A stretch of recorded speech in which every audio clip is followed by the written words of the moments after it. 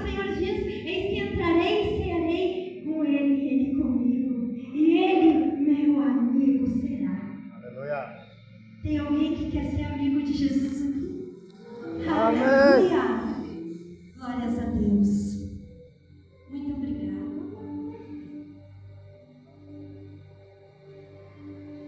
Nós vamos estar lendo em João, capítulo 2, verso 2.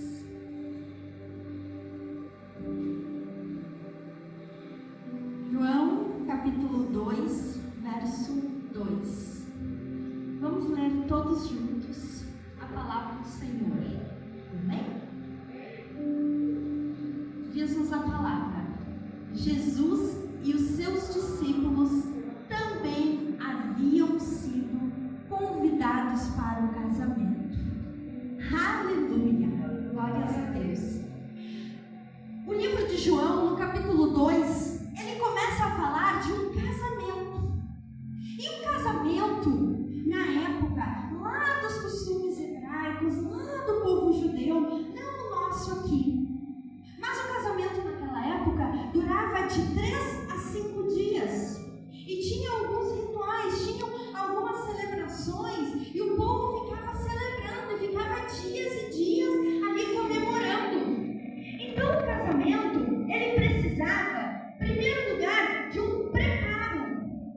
Pensa com você, uma multidão de gente, um monte de convidado, 3 a 5 dias na sua casa comendo, bebendo, dormindo. Era um acampamento.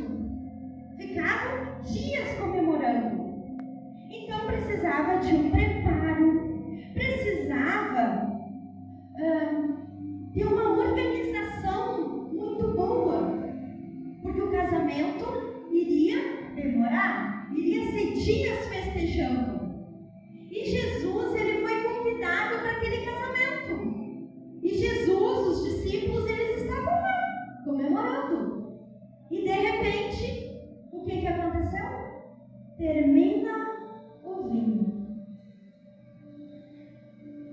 E quem estava servindo chegou, e quem estava organizando? Uma das organizadoras era Maria. Maria certamente era da família, porque era alguém que estava ajudando aquela família a organizar aquele casamento. Chegou os serviçais e disseram: Maria, terminou o vinho, e agora?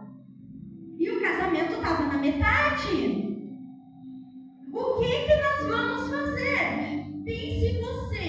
Você convida para o seu casamento, para o aniversário do seu filho, e de repente termina o refrigerante. E agora? Serve o que para os convidados? Falta o bolo. Que vergonha! Era feio.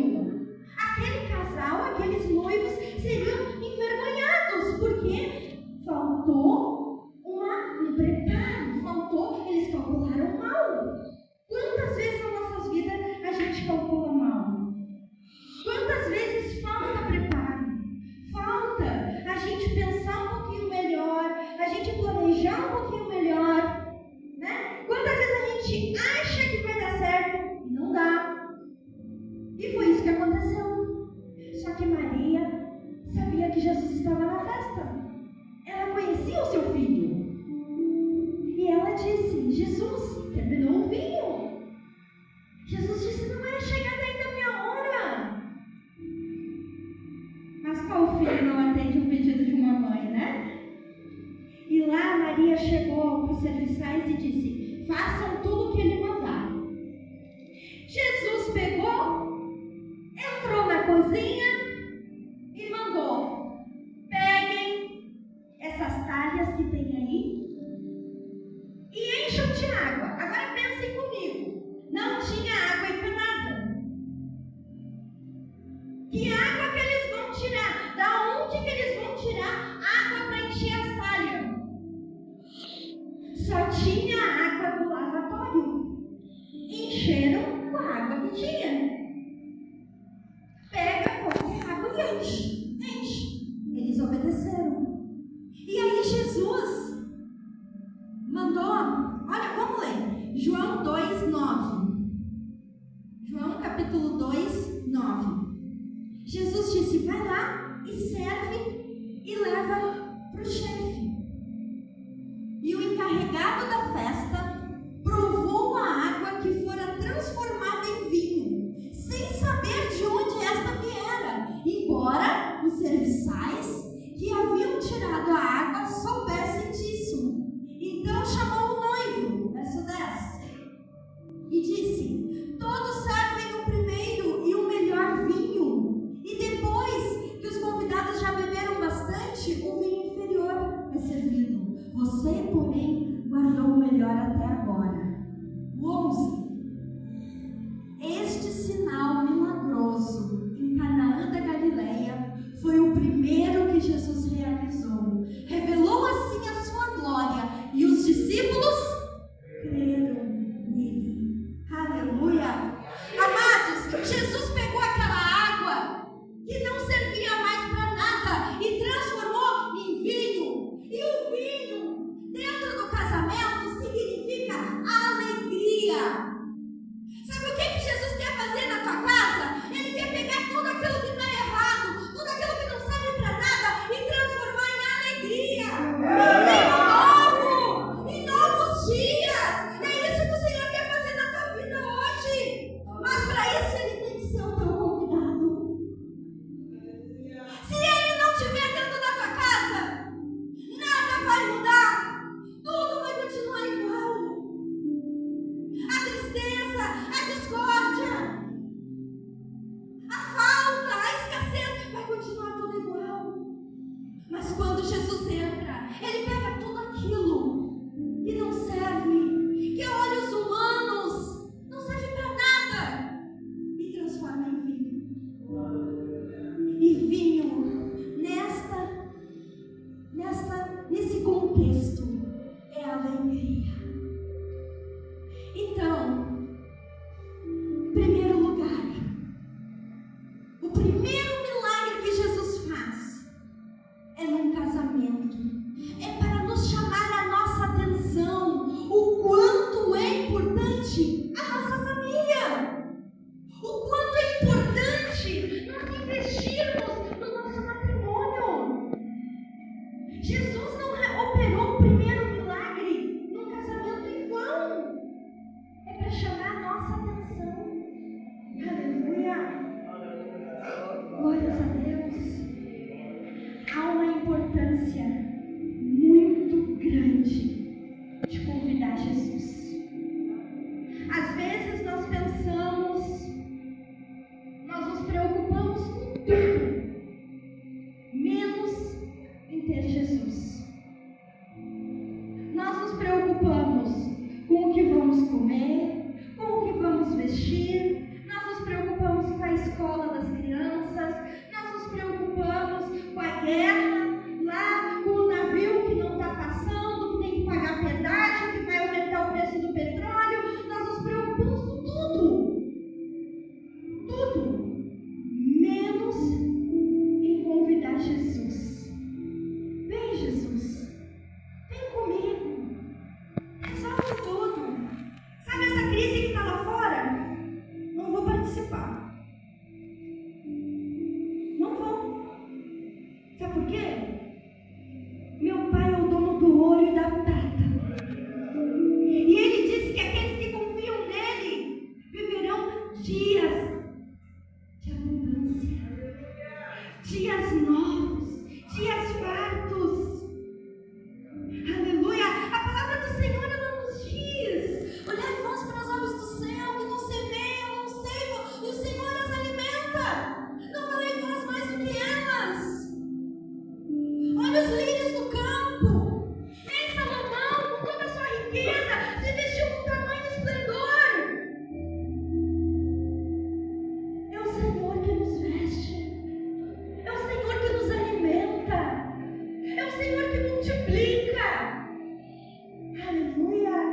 E o nosso Deus, Ele é tremendo, porque até quando não tem mais, acabou o vinho, não tem mais, Ele pega o que está disponível e transforma. Aleluia! Glórias a Deus! Não é o fim, há uma esperança.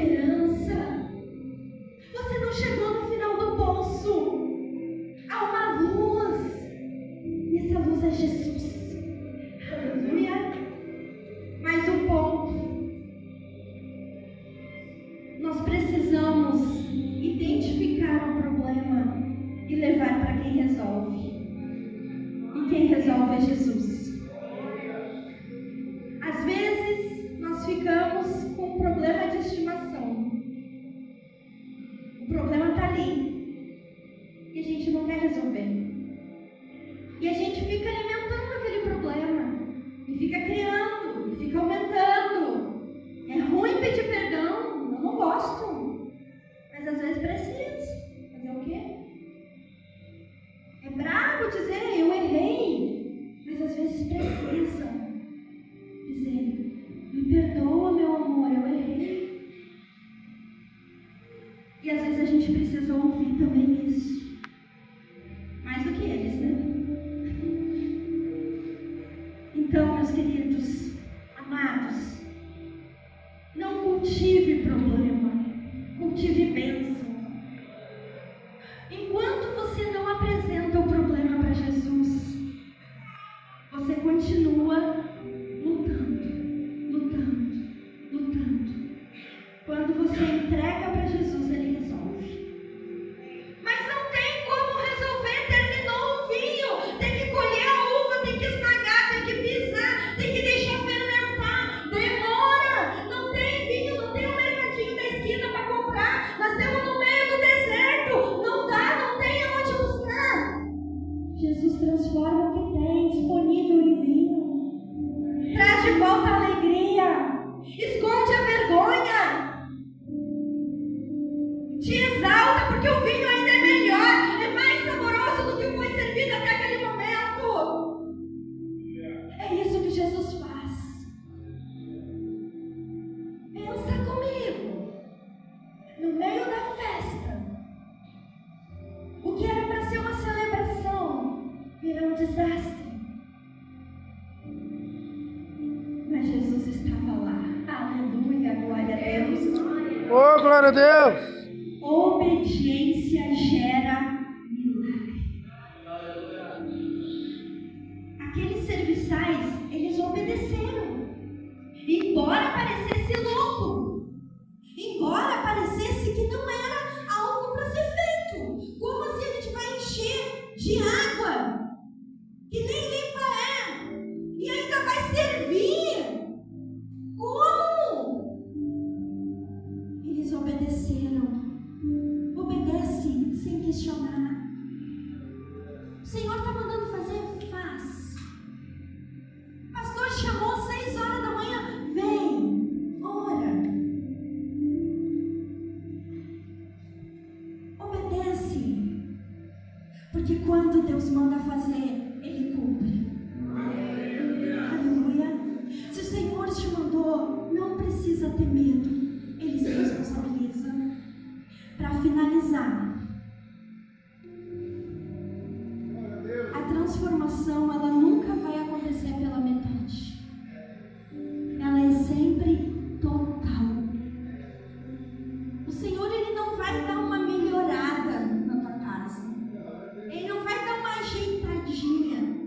Não, Ele vai resolver. Ele vai transformar mesmo. Tudo aquilo que estava errado, Ele vai colocar no seu devido lugar. Ele vai transformar, Ele vai trazer a alegria de volta, o vinho novo, a esperança, a cura, a transformação, a salvação. O Senhor Ele vai fazer o que tem que ser feito, mas você tem que querer. Ele não é o ladrão. O ladrão ele chega e pula a janela, arromba a porta. Ele chega sem bater. Mas como a pastora Carol falou, Jesus bate a porta. Ele bate, Ele convida, Ele pergunta, posso entrar? E nesta noite, aleluia, o Senhor Ele quer entrar na tua casa. Aleluia. Ele quer entrar na tua vida. E Ele quer transformar a tua vergonha em vinho novo, em alegria. Aquilo que era vergonha, o Senhor quer transformar em alegria. Você crê nisso? finalizar, eu quero contar meu testemunho. Irmãos, ontem a Ana completou 6 anos de idade. Aleluia. A minha filhinha. E ela foi um presente de Deus para nossa casa. Para quem não sabe, eu não podia ter filho. E eu tive a primeira gestação e eu perdi. A segunda gestação nasceu o Daniel. Mas ele não era para ter nascido pela medicina. Foi o Senhor que nos deu o Daniel. E depois disso, eu perdi mais 2 gestações. E eu já tinha um trauma. Eu não queria mais perder. Dói demais. Achar que tu vai segurar o teu filho nos braços e de repente, não, está morto dentro do teu ventre. É muito triste. Só quem passou por isso que sabe o tamanho da dor. Mas o Daniel, ele era inconformado porque ele queria um irmão. E ele, cada vez que tinha alguma atividade na escola referente à família, nós éramos chamados porque o Daniel entrava em pânico. Ele chorava, ele se desesperava porque ele não tinha irmãos. E então, o Daniel tinha 10 para 11 anos de idade e ele fez uma oferta. Ele pegou um valor e primeiro ele queria comprar um bebê para mim. Ele convidou o pastor Sandro, meu esposo, e disse: pai, eu ganhei esse dinheiro, eu quero comprar um bebê para a mãe, eu vou ter um irmão. E aí o Sandro explicou: não, criança, não dá para comprar. Ele: então o que eu faço? E o Sandro explicou para ele: faz uma oferta e pede para Deus. E Daniel, ele fez como se fosse um voto. Ele levou uma oferta e escreveu um pedido de oração. E toda a igreja orou pelo Daniel. E por mim, né? Por nós. Pela nossa família. E aí, irmãos? Pensa. Eu já tinha desistido. Eu já tinha dito assim, eu e Sandro, nós tínhamos desistido. Nós não vamos sofrer de novo mais uma perda. Mas o meu filho, de 10 anos de idade, tinha feito um voto com Deus. E agora? E aí eu me lembro como se fosse ontem. Eu dobrei o meu joelho num dia de manhã, numa quinta-feira. E eu olhei e eu falei: Senhor, como é que eu vou dizer que Tu é bom pro meu filho, se Tu não deu o irmão que ele tanto pede? Não é nem por mim, Senhor, que já sofri tantas vezes. Mas como é que eu vou falar pro meu filho que Tu vive, se todos os irmãozinhos que ele pediu morreram? E naquela manhã, eu falei com o Senhor, eu derramei o meu coração na presença de Deus. E o Senhor falou comigo que me daria um filho.